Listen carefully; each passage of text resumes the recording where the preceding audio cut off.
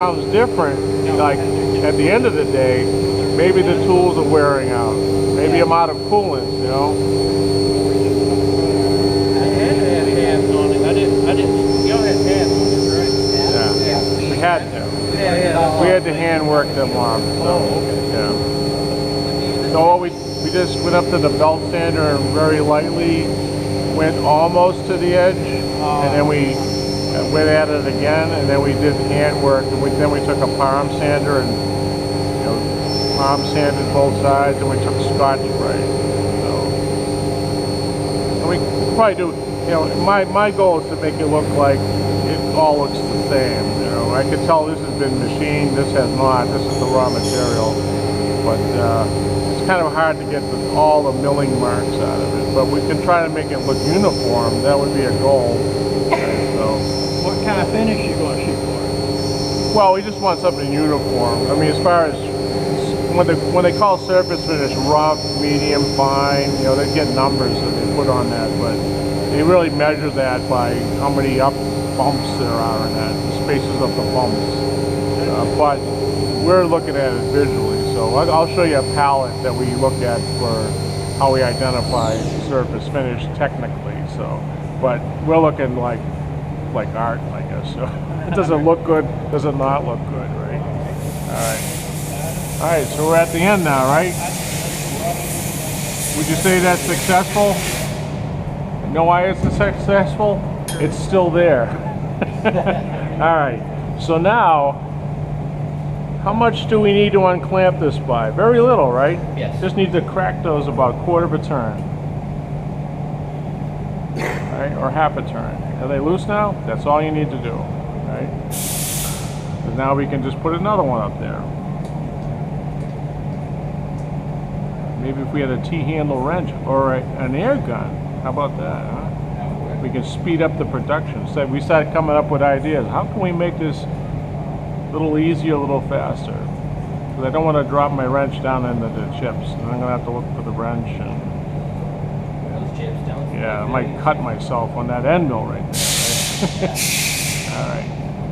Okay, let's blow that off in the machine so we can put all the coolant back in the machine, and besides, we don't want to get paperwork wet. So, all right, let's blow that off so we can show the. Hold it right in the air. Yeah, and just blow it off like you're drying your clothes, and then flip it over and dry the other side. Right? So, okay, let's show everybody what we got left there. So we're using the tab feature to hold on to the part, so we're going to have to cut it off and manually blend that. So, and that's pretty much, and where's the finished one again? So this is the one we did yesterday.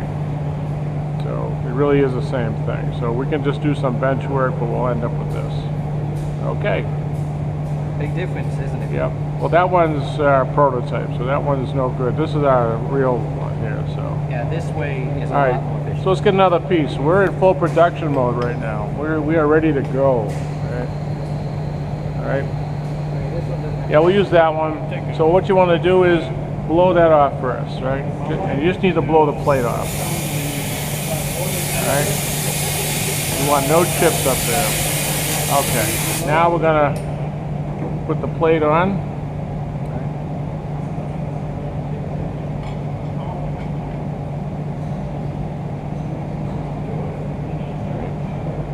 Get your wrench with you?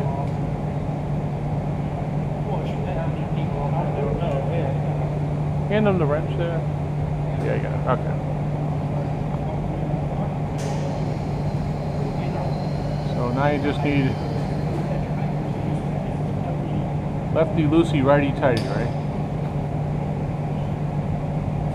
Make sure that's squishy. Yeah, we're right on the edge there, but the next one will design a little bit better.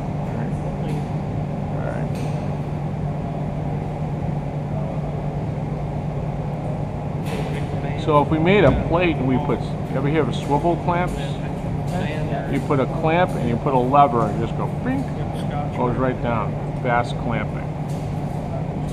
So this is a little bit slow, so, but it's adequate for the job we're doing now. Because we're really just like doing a prototype situation. low production when they're making just a few. But in a full production scenario, we have to brainstorm a better work holding system so we could be a little bit more productive. Alright. Ready? Now we're in full production mode. That looks a little thin. That's okay. You hear any sound? No air under it. Alright. Shut the doors. Alright. Now put that on 100% on the rapid. And then take the optional stop off.